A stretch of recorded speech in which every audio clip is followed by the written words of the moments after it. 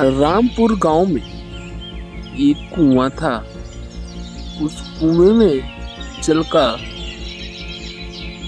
सुखाव हो गया था। उसमें एक ठोप भी जल नहीं था। कुआं इतना श्रापित था कि उसमें एक खूंखार चुड़ैल रहती थी।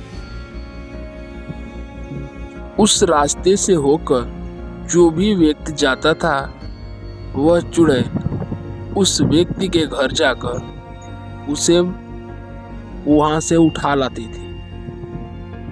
यह सब देख गांव वाले बहुत ही डर गए थे।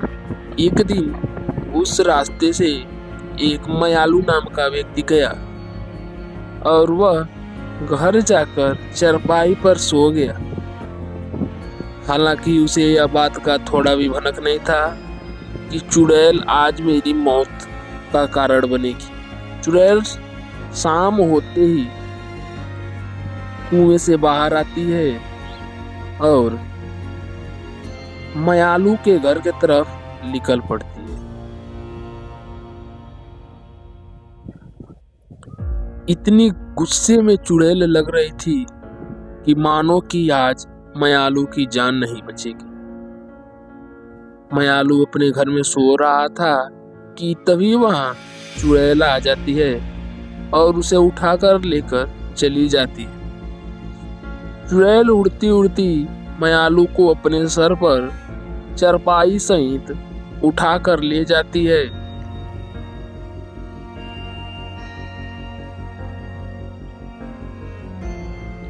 और पूरा उस कुएं में मयालू को लेकर चली जाती है।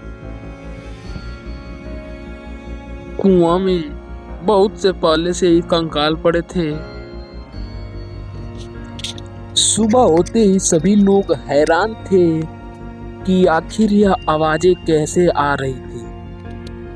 फिर शाम के समय एक गाय अपने घर से भागकर आ रही थी, तो उसे भी चुड़ैल शिकार कर लेती है।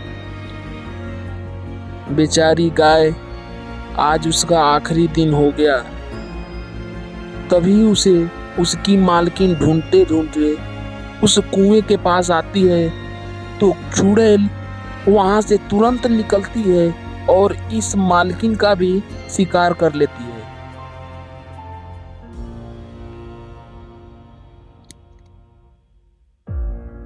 जब सुबह होता है तो तीनों की लाशें उस पेड़ पर टंगी हुई थी। यह देख गांव वाले पूरी तरह से डर जाते हैं और एक तांत्रिक को बुलाते हैं।